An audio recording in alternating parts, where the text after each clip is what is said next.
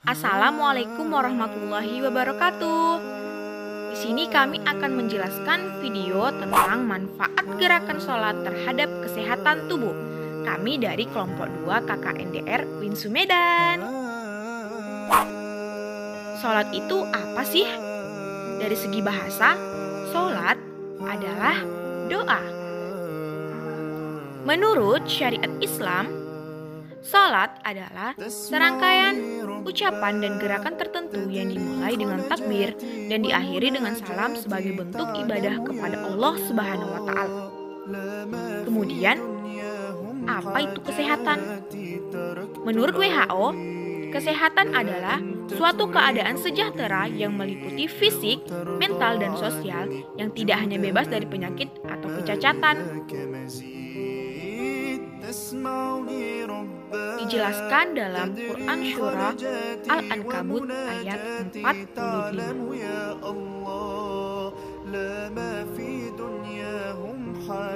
Bacalah apa yang telah diwahyukan kepadamu, yaitu Alkitab, Al-Quran, dan dirikanlah sholat. Sesungguhnya sholat itu mencegah dari perbuatan-perbuatan keji dan mungkar. Dan sesungguhnya mengingat Allah adalah lebih besar keutamaan dari ibadah-ibadah yang lain. Dan Allah mengetahui apa yang kamu kerjakan. Pertama, takbiratul ihram.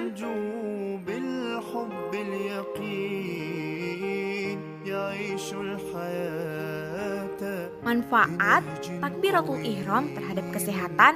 Yang pertama, pada kondisi ini proses pembakaran metabolisme menjadi optimal, termasuk kerja organ, sistem kekebalan tubuh. Oleh karena itu bermanfaat untuk meminimalkan kemungkinan sakit. Kedua, oksigen tubuh menjadi optimal, maka metabolisme tubuh juga optimal. Yang ketiga, gerakan ini membantu memperlancar aliran darah getah bening dan kekuatan otot lengan. Yang keempat, membuat aktif pumping kelenjar getah bening ke seluruh tubuh. Yang kedua, meletakkan kedua tangan di atas dada. Manfaat gerakan ini terhadap kesehatan tubuh adalah yang pertama, gerakan ini diyakini dapat menghindarkan berbagai gangguan persendian, khususnya pada bagian tubuh bagian atas. Sikap relaks ini menjadi penting agar tidak menyebabkan perasaan cepat capek. Yang kedua, selain itu bermanfaat sebagai pencegahan berbagai penyakit persendian seperti rematik.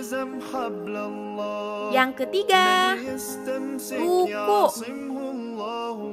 Manfaat gerakan ruku yang pertama terhadap kesehatan adalah rutinitas ruku sebanyak 17 kali dalam 5 waktu sholat sehari bermanfaat membantu refleks selalu siap sedia dalam berbagai keadaan, sehingga mekanisme peraturan tekanan darah dan irama jantung akan terjaga.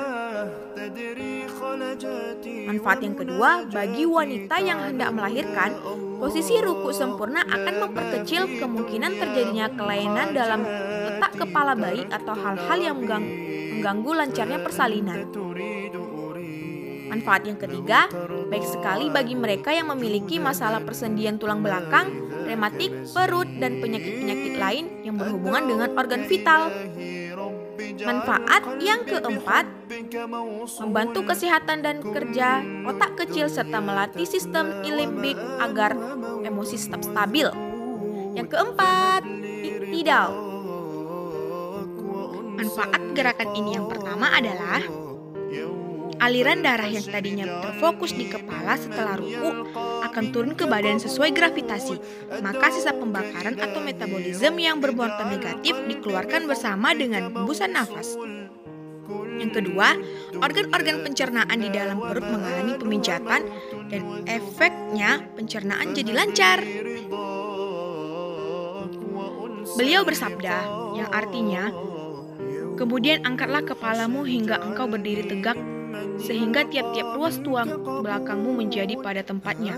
Dalam riwayat yang disebutkan, apabila kamu berdiri untuk iktidal, maka luruskanlah punggungmu dan tegakkan kepalamu hingga ruas tulang ke punggungmu mapan di tempatnya. Hadis riwayat Bukhari, Muslim, dan Ahmad. Yang kelima, sujud. Manfaat gerakan sujud. Yang pertama, tidak mudah terserang stroke dan memicu peningkatan kecerdasan. Yang kedua, bagi wanita hamil, gerakan sujud ini juga bermanfaat mempertahankan posisi benar pada janin, mengurangi tekanan darah tinggi, menambah elastisitas tulang itu sendiri. Manfaat yang ketiga, memperlancar kerja pembuluh darah dan juga memperlancar peredaran darah otak. Manfaat yang terakhir, menyehatkan alat pencernaan karena ketika sujud terjadi proses pemijatan terhadap perut dan perangkat pencernaan. Keenam, duduk antara dua sujud. Manfaatnya adalah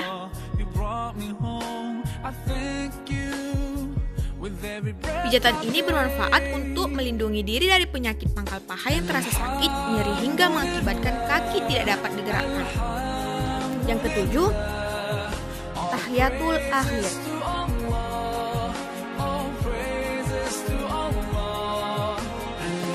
Manfaatnya adalah memperbaiki organ reproduksi di daerah perineum. Postur ini bisa mencegah impotensi, menjaga kelenturan dan kekuatan organ-organ gerak kita.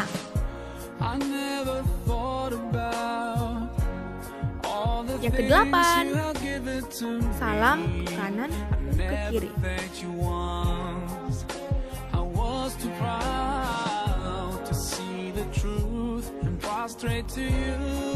Merelaksasikan otot di sekitar leher dan kepala, serta menyempurnakan aliran darah di kepala, sehingga mencegah sakit kepala serta menjaga kekencangan kulit wajah, menghindarkan seseorang dari gangguan saraf.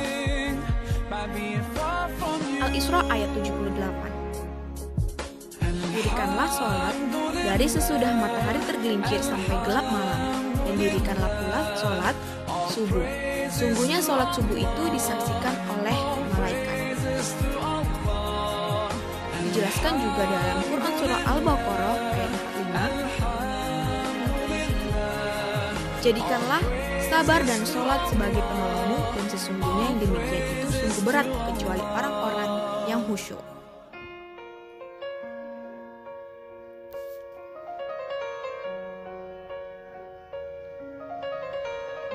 Bagi sebagian orang Islam, masih ada yang belum mendapatkan manfaat kesehatan dari melakukan sholat. Bagi mereka, sholat lebih diartikan sebagai upaya untuk menggugurkan kewajiban perintah sholat. Demikian karena dalam setiap gerakan dan setiap lafal yang digunakan dalam sholat memiliki manfaat yang besar bagi kesehatan jasmani dan rohani. Terima kasih, semoga bermanfaat.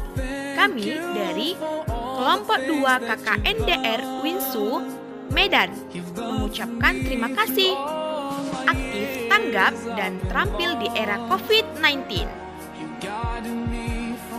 Buat kalian yang ingin kepo terhadap kelompok kami, bisa dilihat di Facebook, Instagram, dan Twitter yang ada di sini. Jangan lupa di like, komen, dan subscribe. Terima kasih teman-teman.